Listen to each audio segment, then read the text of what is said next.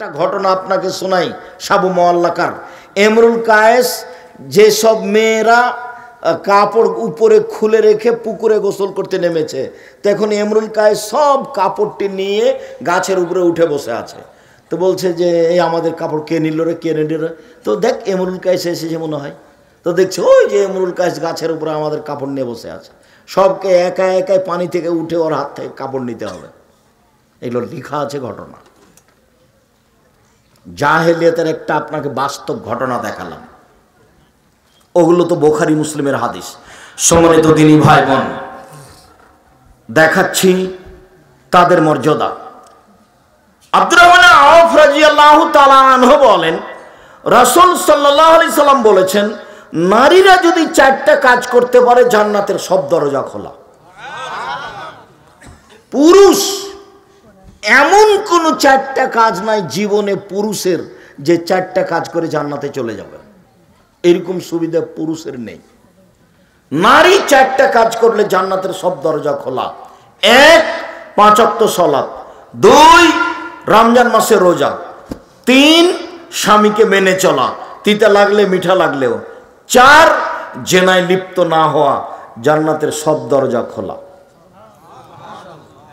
কেউ যদি বলে, আব্দুর রাজ্জাক সাহেব থামেন থামেন থামেন, আমরা একদিন শুনেছিলাম যে ওযু করার পরে কেউ যদি বলে আশহাদু আল্লা ইলাহা ইল্লাল্লাহু ওয়াহদাহু লা শারীকা লাহু ওয়া আশহাদু আন্না মুহাম্মাদান আবদুহু ওয়া রাসূলুহু, তাহলে তার জন্য জান্নাতের সব দরজা খোলা। তো এটা পুরুষ নারী সবাই সমান না শুধু পুরুষের এটা হলো? সবার সমান। তাহলে আপনি পুরুষের জন্য এই সুযোগ দেখাতে পারবেন না। এটা হলো নারীদের পার্সোনাল মর্যাদা। এটা কোনোদিন আর জীবনে কোথাও বের করতে পারবেন না যে 4টা কাজে করলে জান্নাতের সব দরজা খোলা। কেউ যদি এটা পেশ করে, এ দেখেন শোনেন শোনেন, আল্লাহ নবী বলেছেন ওযু করার পরে যদি কেউ বলে আশহাদু আল্লা ইলাহা ইল্লাল্লাহু ওয়াহদাহু লা শারীকা লাহু ওয়া আশহাদু আন্না মুহাম্মাদান আবদুহু ওয়া রাসূলুহু, তাহলে জান্নাতের সব দরজা খোলা। তাহলে এটা কি তার কথাটা টিকবে?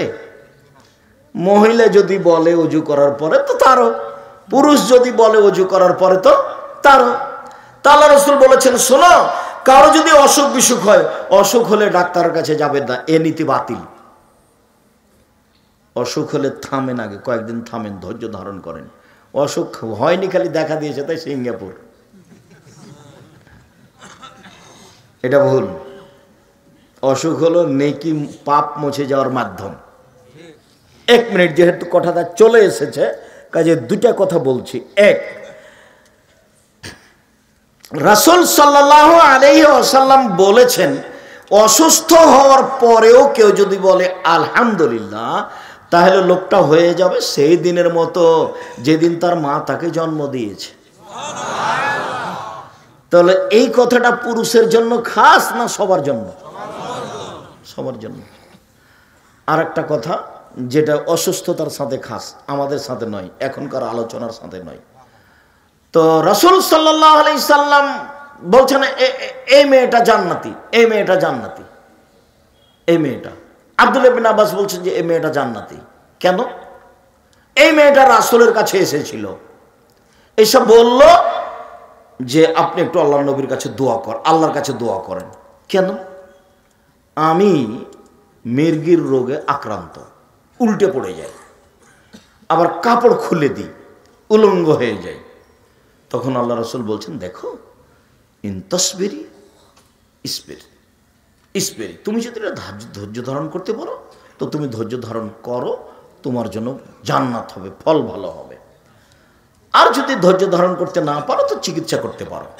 তাহলে ঠিক আছে আল্লাহ নবী, আমি ধৈর্য ধারণ করলাম, আমি মির্গির রোগে উল্টে পড়ে যাই, আমি চিকিৎসা করব না, তবে একটু দোয়া করেন আমি যেন ওই সময়তে অজ্ঞানে কাপড় খুলে না দিই। আচ্ছা ঠিক আছে, তোমার জন্য দোয়া করলাম। এখন আরও কাপড় খুলে দেয় না, মির্গির কারণে উল্টে পড়ে যায়। এখন আব্দুল্লাহ ইবনে আব্বাস বলছেন, এ দেখেন, এই হলো জান্নাতি নারী। আল্লাহ নবী বলেছেন এ অসুখের উপরে ধৈর্য ধারণ করেছে, এই জন্য জান্নাতে যাবে। তা এখন যদি কারো বেশি অসুখ হচ্ছে, তাহলে গ্রামবাসী বলছে যে কত যে পাপ করেছে, মানে ধর্ম কর্মর সাথে কারো সম্পর্ক নাই। কি পড়লো না পড়লো, নাকি মাস্টার ডিগ্রি পাস করেছে। আর তোমাদের ভুয়াপুরের বড় ডাক্তারের কথা তো তোমাদের বলেইছি, যে পিজি হাসপাতালে চাকরি করছে, লন্ডন থেকে পড়ে এসে 3 লক্ষ টাকা বেতন। তো সেই দিন আমাদের গ্রামে আসলো, গাড়ি থেকে নামলো, দেখলাম যে প্যান্ট পরে আছে, টাকনোর নিচে আছে, দাড়ি চাঁচা আছে, গলায় টাই আছে, হাতে সিগারেট আছে। একটু পরে দেখলাম যে বৌমা গাড়ি থেকে নামলো, গায়ে হালকা হালকা কাপড় আছে। একটু পরে দেখলাম নাতনি গাড়ি থেকে নামলো, গায়ে কাপড় নাই। একটু পরে দেখলাম গাড়ির পিছন দিকে কুকুর আছে। ফলাফল হলো এইটা। আর একটু দেখবেন আপনার ছেলেটা একেবারেই শয়তান। সেটা কি? এই গ্রামের একটা বৃদ্ধ মানুষ গেছে চিকিৎসার জন্য, তার 5-7টা দিয়েছে, টেস্ট দিয়েছে, জানে যে এতগুলো লাগবে না। তারপরেও যখন ফলাফলে এসেছে, তখন ঔষধ লিখেছে ওই কোম্পানির, যে কোম্পানি তাকে টাকা দেয়, ও জানে যে এর চেয়ে ভালো ওষুধ আছে। তাহলে এবার আপনার টাকার খবর কি? আপনি যে লাখ লাখ টাকা খরচ করলেন পড়ানোর জন্য, এবার আপনার কি অবস্থা? এখন বলতে হবে আস্তাগফিরুল্লাহ ওয়া আতুবু ইলাইহি, ছেলের পিছনে যাহা করিয়াছি, ভুল করিয়াছি, তুমি আমাকে মাফ করিয়া দাও। আমি কান্নাকাটি করে তোমার দরবারে প্রার্থনা করি, আমার ছেলে আমাকে ফিরিয়ে দাও। আমি এই ছেলে চাইনি, মুহাম্মদ সাল্লাল্লাহু আলাইহি সাল্লামের নীতিতে আমার ছেলে থাকবে, এটা আমি চেয়েছি। তুমি ছেলে ফিরিয়ে দাও। আপনি দোয়া করেন, আপনার স্ত্রীকে দোয়া করতে বলেন, ছেলে ফিরে আসতে পারে। ফাঁকি দিয়ে আর কোনোদিন প্রেসক্রিপশন লিখবে না, এটা হতেও পারে। সম্মানিত দিনী ভাই বোন, চলেন। মহিলা রাসূল সাল্লাল্লাহু আলাইহি সাল্লাম বলেন, আনাস রাদিয়াল্লাহু তাআলা আনহু বলেন, মান আলাত জারিয়াতাইনে, কেউ যদি 2টা মেয়ের লালন পালন করে, 2টা, ফাজায়ামাল কিয়ামা আনা ওয়া হুয়া ফিল জান্নাতে হাকাজা, তাহলে সেই লোক আর আমি জান্নাতে থাকবো। এইভাবে দিয়ে তর্জনী আর মধ্যমায় 2টা আঙ্গুল জমা করে দেখালেন, ফাজাম্মা। এই শোনো, কেউ যদি 2টা মেয়ের লালন পালন করে, সেই বাপ আর আমি জান্নাতে এইভাবে থাকবো। তখন জমা করলেন আঙ্গুল 2টা, একসাথে থাকবো। 2টা ছেলে লালন পালন করলো, 10টা ছেলে যদি মাস্টার ডিগ্রি পাস করান, লন্ডন আমরি থেকে পড়িয়ে নিয়ে আসেন, 1 পয়সা লাভ নাই। তো পড়াবেন কেন? জন্ম দিয়েছেন এই জন্য, এটা আপনার জিম্মেদারি। আব্দুল রাজ্জাক সাহেব, থামেন থামেন থামেন, আপনাদের তো বক্তব্য শুনেছি, ওর ভালো ছেলে বাপ মায়ের জন্য দোয়া করে। আরে ওটা ভালো ছেলে নয়, ওটা ওয়ালাদুন, ছেলে মেয়ে দুটাই। যখন মেয়ে ভালো হবে তো ভালো, ছেলে ভালো হবে তখন ছেলে ভালো, ওটা খাস নয়। অতএব ছেলের কোনো পথই নাই, ও দিয়ে কোনো লাভ নাই, ও দিয়ে কোনো লাভ নাই। পড়াবো কেন? জন্ম দিয়েছে এই জন্য। যা করবে, যত অন্যায়, সব জবাব আমাকে দিতে হবে, আপনাকে দিতে হবে। আল্লাহ নবী বললেন, আনফিক আলা ইয়ালিক মিন তাওলিক, তুমি উপার্জন করে তোমার ছেলে মেয়েকে পড়াও। ভুয়াপুরে বাড়ি, জমিদারি আছে, জমি বিক্রি করে ছেলে মেয়েকে শিক্ষিত করো, মানুষের মতো করো।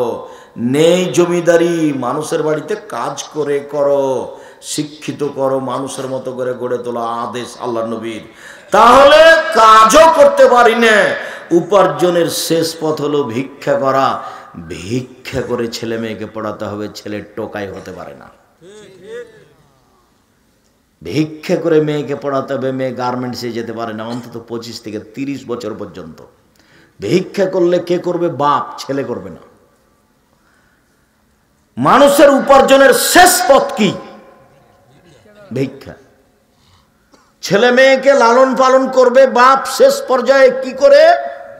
ভিক্ষা করে। এটাই আদেশ। আল্লাহ রাসূল বলছেন, তোমার উপার্জন দিয়ে তুমি ছেলে মেয়েকে লালন পালন করো, মানুষের মতো গড়ে তোলো।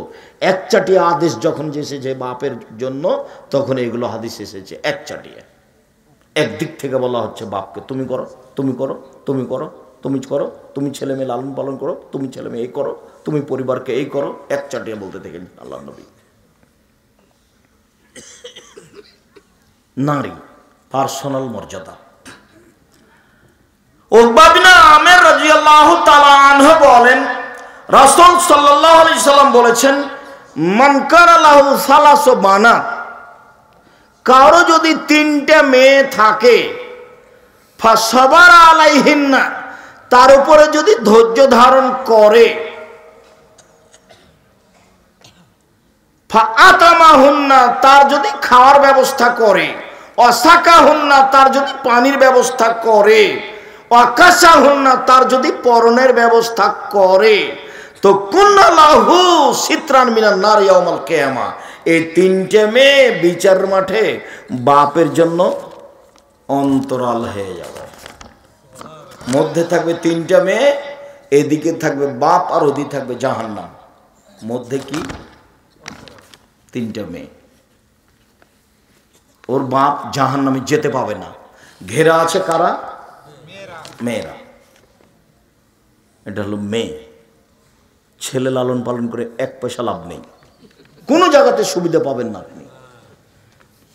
আর মরার সাথে সাথে ওরা জমি ভাগ করে নেবে, মারামারি করে, মামলা করে, পিটিয়ে জমি ভাগ করে নেবে। দেরি হলে আপনার মরার আশা করবে, আপনাকে মারবে, মেরে জমি ভাগ করবে। আমাদের গ্রাম, আমার চোখের সামনে বাপ মরে যাওয়ার পরে দুই ভাই জমি ভাগ করলো, বাড়ি ঘর ভাগ করলো, শেষ পর্যন্ত ঢেকিটা কেটে ভাগ করে নিয়েছে। মানুষের সম্পদ 4 ভাগে ভাগ, মানুষের সম্পদ 4 ভাগে ভাগ। আল্লাহ রসুল বলছেন, মা কালা ফাফনা, যেটা খাবেন সেটা পায়খানা, ওমা লাওয়েসা ফাবলা, যেটা পড়বেন সেটা পুরাতন, ওমা আহতা ফাক্তানা, যেটা দান করবেন সেটা জমা, ওমা সেওয়া দালেকা বা জাহেবুল্লিন নাসে, যেটা এখন থেকে যাবে সেটা মানুষে ভাগ করে নেবে, প্রয়োজনে মারামারি করে, প্রয়োজনে মামলা করে। তাহলে মানুষের সম্পদ কয় ভাগে ভাগ? মনে থাকবে না মনে হয়, হাদিস বুখারী মুসলিম। 1, যা খেলো সেটা কি হলো? পায়খানা, সেটাকে আল্লাহ রসুল বলেছেন পাবনা, নষ্ট। 2, যেটা লাবেসা ফাবলা, যেটা পড়লো সেটা পুরাতন, সেটা এক সময় ছিঁড়ে যাবে। ওমা আতা ফাক্তানা, যেটা দান করলো সেটা জমা হয়ে গেল। মনে রাখবেন, আমি আব্দুর রাজ্জাক বিন ইউসুফ দানের কথা বললাম, সভাপতি সাহেব দানের কথা বললেন, আমি তখন মনে করলাম তার প্রয়োজন, সেই জন্য বলছি চলো, কেউ দিলে দিবে, চলো যায় এখন। এই যে আপনি চলে গেলেন, তো ও চাইলো সেজন্য চলে গেলেন, আসলে পরিবেশটাই উল্টা হয়ে আছে। সেটা হলো এই, মানুষ যদি বুঝতো যে ইবাদতের জগতে সবচেয়ে শক্তিশালী ইবাদত হলো দান, তাহলে সে নিজের জিম্মেদারিতে করত। দানের মতো এত শক্তিশালী পাওয়ারফুল ইবাদত পৃথিবীতে নেই। 5 ওয়াক্ত সালাত আদায় করলেন, আপনার উপকার, আপনার মা মারা গেছে, কোনো উপকার হবে না। হজ করলেন 10 লক্ষ টাকা খরচ করে, আপনার উপকার হবে, আপনার মায়ের হবে না। আপনি আপনার মায়ের নামে 5,000 টাকা দান করলেন, কবরের শাস্তি বন্ধ। এর ক্ষমতাই ভিন্ন। হুজুর ভুল করেছে, গ্রাম থেকে 5টা মসজিদ থেকে 5টা ছেলে নিয়ে এসেছে, আপনার ওই এতে থেকে হিফজখানা থেকে নিয়ে এসে বলছে আমার বাপের নামে পড়ে কবরে বক্সিয়ে দাও। তখন ওরা পড়ে কবরে বক্সে দিয়েছে, তখন বাড়ি যাচ্ছে, খাওয়া ভালো দিয়েছে, টাকাও দিয়েছে, যেটা হয়। হুজুরের মাথায় টুপি আছে, বড় লালটা রুমাল আছে উপরে। হিফজখানা একা, শুধু হিফজখানা খোলা হবে না, শুধু হিফজখানা যদি খোলেন তাহলে ছেলেটার হাঁটুর উপরে মেরে ওকে অকেজো করে দিলেন। হিফজ তো মৌলিক কোনো বিদ্যা নয়, এটা হলো সহযোগী বিদ্যা। হিফজ করেছে 3 বছরে, পড়তে হবে এখন 16 বছর, তাহলে 16 আর 3 কত? 19 বছর পড়তে হবে। এখানে 3 বছর, আরো পড়তে হবে কতদিন? 16 বছর অন্তত মেধাবী ছেলেকে। কেননা হিফজ তো ওর আছে বেশি সূরা মুখস্থ, আমার কম, এটুকুই পার্থক্য। ওইও জানে না কিছু, আমিও জানি না কিছু, যার কারণে হিফজখানা খুলতে হবে কেতাবখানার সাথে, কেতাবখানা সহ। শুধু বাপের নামে হিফজখানা খুলেছে, মাস্টার ডিগ্রি পাস করেছে, পাইলট ছিল, টাকা পয়সা হয়েছিল, বাপের নামে একটা এতিমখানার হিফজখানা খুলেছে, ওটা কিছুই না, ওটা একটা জিরো। ওটা কি? শুধু কোরআন পড়ে বক্সে দিবে এই জন্য, অথচ কেউ বুঝলো না যে কোরআন বক্সানো যায় না। ধর্ম পৈতৃক সম্পত্তি কোরআন, কোরআন পড়ার পরে বলছে আপনার বাপের কবরে বক্সে দিলাম। আরে বোকা মানুষ, অক্ষর পড়ে 10 নাকি হয়তো, কেমনে বক্সাবে? যে পড়েছে সেই পাবে, যে পড়েছে সেই পাবে। আবার বাড়ি যাচ্ছে 10টা ছেলে খাওয়া দাওয়ার পরে, তখন বলছে তুই কতটুকু পড়েছিস? বলে আমি 1 পৃষ্ঠা পড়েছি। তুই? আমি হাফ পৃষ্ঠা। তুই? আমি একটুকু পড়িনি, খালি এরকম যোগ ছিল। এইভাবে দেওয়া রাখে। স্বভাব এইভাবে গড়ে উঠেছে। আর এটা কোনো নিয়ম নয়। মানুষ মারা গেলে দুইটা পথ, মুখে দোয়া, আল্লাহ তুমি আমার বাপকে মাফ করো। কিছুই যদি না জানেন, কবরের পাশে গিয়ে বলবেন আল্লাহ আমার বাপকে মাফ করো। এটা তো বলতে পারবেন, এটাই দরকার। আর দান, দানের সবচেয়ে উত্তম পথ হলো পানির ব্যবস্থা করা। এই পাড়াতে দেখবেন গরিব মানুষ কার বাড়িতে নলকূপ না, ওটা দিয়ে দেন। দেখেন কোনো জায়গাতে গিয়ে কোনো মাদ্রাসাতে একটা নলকূপের প্রয়োজন, সেখানে দেন। আর শেষ পর্যন্ত যদি কোনো জায়গা না থাকে তাহলে জামিয়া সালাফে আছে, 410 জন এতিম আছে, 500 জন অসহায় আছে, 32 লক্ষ টাকা মাসে বেতন লাগে, রামাজান মাসে লাগে 48 লক্ষ, কুরবানিতে লাগে 48 লক্ষ। কোনোদিন দেখতে যান কি না আমি জানি না। এই লাইনে আছে খুব নিকটেই, পূর্বাচলে বাণিজ্য মেলার পিছনে 51 বিঘা জমির উপরে প্রতিষ্ঠান। 51 বিঘা, 22 বিঘা শুধু মেয়েদের জন্য, 33 শতাংশের বিঘায় 2 একর, 22 বিঘা 21, 3 একর খালি মেয়েদের জন্য, বাকি সব ছেলেদের জন্য আছে। পূর্বাচল বাণিজ্য মেলার পিছনে 21 নম্বর সেক্টরের সাথে লাগা। সম্মানিত দিনী ভাই বোন, যদি যেতে না পারা যায় তাহলে বলতে হবে আল্লাহ তুমি জামিয়া সালাফে কবুল করো। দিনাজপুর যেটা আছে সামনে, পরশু বৃহস্পতিবার শুক্রবার সম্মেলন, দেশ বিদেশের বড় বড় আলেম ওলামা থাকবেন। এটা হলো 20 বিঘা জমির ওপরে। আর রাজশাহীতে যেটা 30 বিঘা জমির ওপরে, আর রূপগঞ্জে যেটা ঢাকায় 51 বিঘা জমির ওপরে। আমার মনে বড় স্বাদ, আমি এদেশের মাটিতে উন্নত মানের প্রতিষ্ঠান গড়বই গড়ব ইনশাআল্লাহ, যেখানে ছেলে মেয়ে বাংলা ইংরেজি আরবি উন্নত মানের শিক্ষা অর্জন করে জাতির অন্যায়ের বিরুদ্ধে লড়বে মুখে কলমে মিডিয়ায়। এই যে মুখে আছি, মিডিয়া আমার সামনে আছে, কলম আমার সাথে আছে। যাওয়ার সময় কেউ খালি হাতে যাবেন না। লক্ষ লক্ষ টাকা খরচ করে পত্রিকা বের করছেন, আল ইতেসাম পত্রিকা। টাকা আমার নয়, টাকা আপনার। আব্দুর রাজ্জাক সাহেব, আমরা ভুয়াপুর থেকে কেউ দিইনি। আচ্ছা, ভুয়াপুর থেকে দেননি, কেউ তো দিয়েছে। টাকা তো আমি বানাই না, আর আমি অত পত্রিকা আমার টাকা দিয়ে আমি ছাপাতেও পারবো না। ওই যে 32 লক্ষ টাকা মাসে বেতন লাগে, ওটা আমি দিই, ওটা ভুয়াপুরের লোক দেয় না, কেউ নাই। কেউ তো আছে, এই দেশে আছে, আর না হলে বিদেশে কাজ করতে গেছে তারা আছে। জামিয়া সালাফে বৈদেশিক সংস্থা দিয়ে চলে না, জামিয়া সালাফে কোনো বৃত্তশালী দিয়ে চলে না। জামিয়া সালাফি আমি আর আপনি চালাই, যারা 5-10 হাজার টাকা দিই, 2000, 1500 টাকা দিই, তারাই চালাই। একটু আগে একটা লোক মনে হয় 2000 টাকা দিয়ে আসলো, তার মানে ওভাবেই চলে। আপনি মনে করবেন না যে জামিয়া সালাফে কিভাবে চলে, আমিও জানি না কিভাবে চলে। তাও মানুষ আমার সাথে যারা সাক্ষাৎ করে তারা এভাবে লোক সাক্ষাৎ করে। জামিয়া সালাফের কোনো রসিদ বাহিরে ব্যবহার হয় না, কোনো শিক্ষক আদায় করতে পাবে না। 25 তারিখ থেকে নিয়ে 1 তারিখের মধ্যে সে বেতন নেবে, বেতন নিয়ে পরিবার নিয়ে থাকবে, খাবে। এই নিয়ে তার কোনো চিন্তা ভাবনায় প্রতিষ্ঠান কিভাবে চলে ও নিজে জানে না, কোনো শিক্ষক শিক্ষিকা জানে না প্রতিষ্ঠান কিভাবে চলে। প্রতিষ্ঠানের রসিদ বহি বাহিরে ব্যবহার হয় না, কেউ নিয়ে ওটা আদায় করতে যেতে পাবে না, গেলে তার বিচার হবে। তো কীভাবে চলেন? আপনি দিয়ে আসবেন, কি দিয়ে আসবো? 10 টাকা। ওতে অনেক আছে, বরকত আছে। ক্ষুদ্র ক্ষুদ্র ফোটাই ফোটাই ফোটাই সাগর তৈরি হয়। সম্মানিত দিনী ভাই বোন, চলেন, নারীর মর্যাদা আমার চেয়ে আপনার চেয়ে ভিন্ন। আবু সাঈদ খুদরি রাদিয়াল্লাহু তাআলা আনহু বলেন, রাসূল সাল্লাল্লাহু আলাইহি সাল্লাম বলেছেন, মান আলা সালাসা বানাতিন, কেউ যদি 3টে মেয়ের লালন পালন করে, ফালাহুল জান্নাহ, সে জান্নাতে যাবে। এতক্ষণ ছিল অন্তরাল হবে, এবার জান্নাত ঘোষণা হয়ে গেল। চলেন, আয়েশা রাদিয়াল্লাহু তাআলা আনহা বলেন, আল্লাহর নবী, একটা মহিলা আমার বাড়িতে এসে খেতে চাইলো, তার সাথে 2টা মেয়ে ছিল। তো আমি সারা বাড়ি তল্লাশি চালালাম, বাড়িতে কোনো কিছু খাওয়ার নাই, একটা খেজুর মাত্র, একটা খেজুর নিয়ে এসে আমি মহিলাটার হাতে দিলাম। এই দেখো নাও, আমার বাড়িতে এই মুহূর্তে কোনো কিছু খাওয়ার নাই, মাত্র একটা খেজুর। আল্লাহর নবী মহিলাটা খেজুরটা হাতে নিয়ে 2 টুকরা করলো, 2 টুকরা করে 2 মেয়ের হাতে দিল। দুই মেয়ে খেয়ে নিল, ও নিজে খেলো না, উঠে চলে গেল। দৃশ্য আমাকে অবাক করে দিল। আল্লাহ রাসূল বলছেন, আয়েশা, কেউ যদি 3টা মেয়ের লালন পালন করে, কেউ যদি মেয়ের লালন পালন করে, বিচারের মাঠে মেয়ে হবে অন্তরাল। বিচারের মাঠে মেয়ে হবে অন্তরাল। ওইদিকে থাকবে জাহান্নাম, আর মধ্যে থাকবে মেয়ে, আর এদিকে থাকবে তার বাপ। মধ্যে আছে কে? মেয়ে।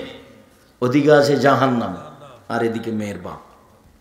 সব বুখারী মুসলিম হাদিস, একটা না। সম্মানিত দিনী ভাই বোন, নারীদের পার্সোনাল মর্যাদা। আবু হুরায়রা রাদিয়াল্লাহু তাআলা আনহু বলেন, রাসূল সাল্লাল্লাহু আলাইহি ওয়াসাল্লাম বলেছেন, আর-নাবিয়্যু ফিল জান্নাহ, নবী জান্নাতে যাবে। অস-সিদ্দীকু ফিল জান্নাহ, সত্যবাদী জান্নাতে যাবে। অস-শাহিদু ফিল জান্নাহ, শহীদেরা জান্নাতে যাবে।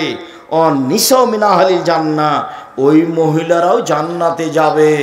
স্বামী যদি কোনো কারণে রাগ করে, তাহলে হাত ধরে বলে, যতক্ষণ পর্যন্ত আপনি খুশি না হবেন ততক্ষণ পর্যন্ত আমি কিছু খাবো না। এই নারী জান্নাতি নারী। আবু হুরায়রা রাদিয়াল্লাহু তাআলা আনহু বলেন, রাসূল সাল্লাল্লাহু আলাইহি ওয়াসাল্লাম বলেছেন, আদ-দুনিয়া কুল্লুহা মাতা, সারা পৃথিবী সম্পদ। খায়রু মাতা'id দুনিয়াল মারাতুস সালেহা, সবচেয়ে দামি সম্পদ ভালো নারী। কই সবচেয়ে দামি সম্পদ ভালো ছেলে একবারও যে আসে না। সব তো ধারাবাহিক হাদিস, সব বুখারী মুসলিমের হাদিস, সব ধারাবাহিক। গোটা পৃথিবী সম্পদ, সবচেয়ে দামি সম্পদ ভালো নারী। এবার আল্লাহ রাসূল বলছেন, আর বনলি সাদা, 4টা জিনিস আছে যার সুখময় জীবন তার। 4টা জিনিস আছে যার সুখময় জীবন তার। 4টা জিনিস নেই যার দুঃখময় জীবন তার। 4টা জিনিস নেই যার দুঃখময় জীবন তার। 4টা জিনিস আছে যার সুখময় জীবন তার। 1, আল-মারাতুস সালেহা, ভালো নারী। আপনার নাম আসবে না, একবার আসবে না, দেখেন সিরিয়ালে। 2, ভালো প্রতিবেশী। 3, ভালো গাড়ি। 4, প্রশস্ত ঘর। অন্তত মেহমান যেখানে বসতে দিবেন সেখানে টয়লেট লাগবে, সেটা বড় হতে হবে, 8-10 জন যেন বসতে পারে।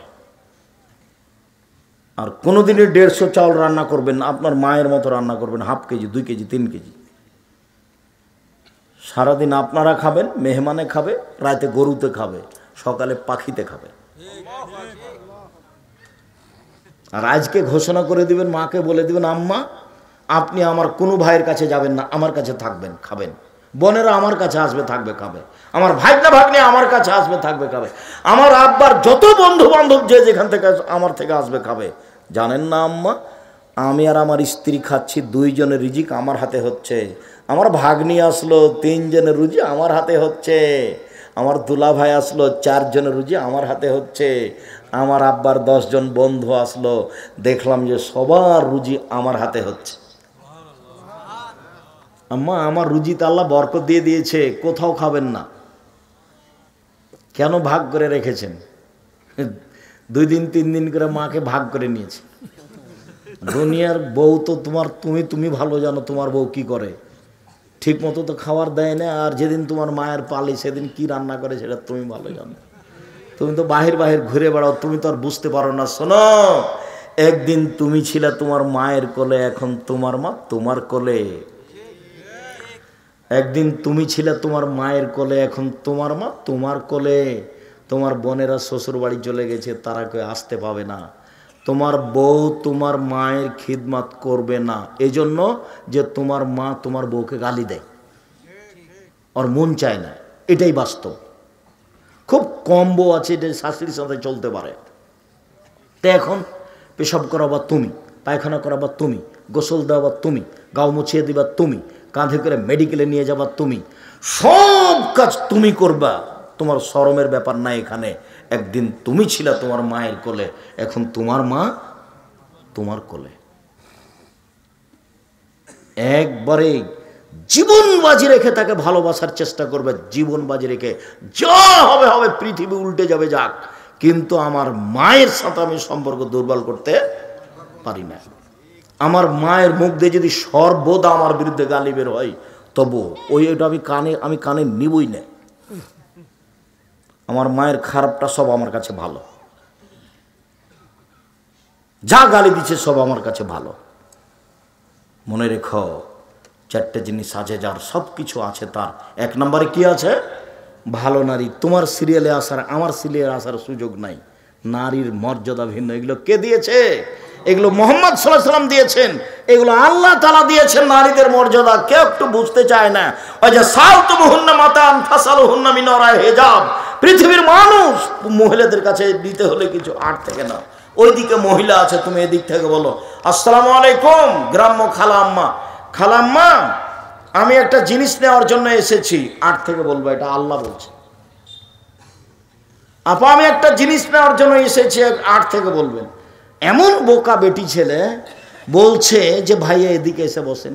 আর এটা যদি রংপুর, দিনাজপুর, লালমনিরহাট, কুড়িগ্রাম, পঞ্চগড়, ঠাকুরগাঁও হয়, তাহলে যে জামাই আসার সাথে সাথে শাশুড়িতে বলছে যুবতী মেয়েকে যে তোর দুলাভাই এসেছে, ঘরে বসতে দে, পান দে, খেতে দে। অবাক কথা, দুলাভাই এসেছে, জামাই এসেছে, এখন খাদেম হলো শ্বশুর শাশুড়ি। শাশুড়ি ভাত দিবে, শাশুড়ি পানি দিবে, শাশুড়ি খাওয়ার দিবে। কেন? এখন জামাই মেজবান, মেহমান, আর শ্বশুর শাশুড়ি হলো মেজবান। এবার শ্বশুর শাশুড়ি যখন জামাইয়ের বাড়ি যাবে, তখন শ্বশুর শাশুড়ি হবে মেহমান আর জামাই হবে মেজবান। তো এখন আপনি আপনার স্ত্রী দুজন খিদমত করবেন। কেন আপনার স্ত্রী আপনার মেয়েকে ওখানে পান দিয়ে পাঠালো, আর একটা দিয়েছেন বিবাহ সূত্রে, আর একটা ফাও দিলেন কেন? এ কোন নোংরা নীতি, এ কোন জঘন্য নীতি, এ কোন বর্বর নীতি, এ কোন অসভ্য নীতি। এই মহিলাই খারাপ। মহিলা পরিবারকে ধ্বংস করেছে। ভুলে যাচ্ছেন কেন জাবেরের ঘটনা? নারী যদি ঠিক থাকে, পরিবার ঠিক থাকবে। আলোচনার শেষের দিকে চলে আসলাম, অন্তত আজকের মতো শেষের দিকে চলে যাচ্ছি। নারী যদি ঠিক থাকে, পরিবার ঠিক থাকবে। তাই তো জাবের বললেন, ভালো করে খেয়াল করতে হবে। তাই তো জাবের বললেন, জাবের বলছেন আল্লাহর নবীর সাথে আমরা যুদ্ধ করে আসছিলাম, মদিনায় ঢুকবো। তখন আল্লাহ রাসূল রাতে বলেন, এই থামো থামো, সবাই এখানে থাকো, আমরা সকালে মদিনায় ঢুকবো। আমি জাবের বললাম, আল্লাহর নবী আমি নতুন বিবাহ করেছি, আমাকে বাড়ি যেতে অনুমতি দেন। এটুকু বলতে আল্লাহ রাসূল বলছেন, ও তুমি নতুন বিবাহ করেছো, বিক্রনাথ সাইয়েব, তুমি কুমারী মেয়ে বিবাহ করেছো না তালাক প্রাপ্তা মেয়ে বিবাহ করেছো? আমি বললাম সাইয়েবা, আমি তালাক প্রাপ্তা মেয়ে বিবাহ করেছি। আল্লাহ রাসূল বলছেন, আরে হাল্লা বিক্রাম তুলাইবকা, তুমি কুমারী মেয়ে কেন বিবাহ করলে না? তুমি তার সাথে খেলতেও, তোমার সাথে খেলতো। তুমি কুমারী মেয়ে কেন বিবাহ করলে না? তুমি তার সাথে খেলতেও, তোমার সাথে খেলতো। আল্লাহ রাসূল এদিকে লাগলেন বলতে। এবার জাবের বলছেন, আল্লাহর নবী উহুদের যুদ্ধে আমার পিতা শহীদ হয়েছেন 9 জন মেয়ে রেখে, আমার 9 জন বোন আছে। আল্লাহর নবী উহুদের যুদ্ধে আমার পিতা শহীদ হয়েছেন 9 জন মেয়ে রেখে, আমার 9 জন বোন আছে। আক্রাহন উসাব্বিজা মিসলাহুন্না, আমার বোনদের সমবয়সের মেয়েকে আমি বিবাহ করা পছন্দ করিনি 4টা কারণে। আমার বোনদের সমবয়সের কম বয়সের মেয়েকে আমি বিবাহ করা পছন্দ করিনি 4টা কারণে। আমার বোনদের সমবয়সের মেয়েকে আমি বিবাহ করা পছন্দ করিনি 4টা কারণে। এক, লেতুয়াল্লেমাহুন্না, আমার স্ত্রী যেন আমার বোনদেরকে বিদ্যা শিখাতে পারে। 2, বলে তুয়াদ্দেবাহুন্না, আমার স্ত্রী যেন আমার বোনদেরকে শিষ্টাচার শিখাতে পারে। 3, বলে তুরাজ্জেলাহুন্না, আমার স্ত্রী যেন আমার বোনদের মাথার চুল চিরুনি করে সাজগোজ করে রাখতে পারে। 4, বলে তাকুমা আলাইহিন্না, আমার স্ত্রী যেন আমার বোনদের উপরে পাহারা দিতে পারে। মা অনেক দামি মানুষ। এই পরিবারের সবচেয়ে দামি মানুষ কে হলো? মা, মহিলা। এখন পর্যন্ত পুরুষের কোনো কথা আসলো না। আরো আছে, একচাটিয়া নারীদের মর্যাদা আল্লাহ রাসূল দিয়েছেন এইভাবেই। এই যেটা হাদিস বললাম সেটা বুখারী মুসলিম। তাহলে ছেলেটা মাথার চুল ছেড়েছে এইভাবে এইভাবে করে, এতে দায়ী কে? মা। ছেলেটার প্যান্টটা এখনো নিচে আছে, দায়ী কে? মা। মেয়েটার নখ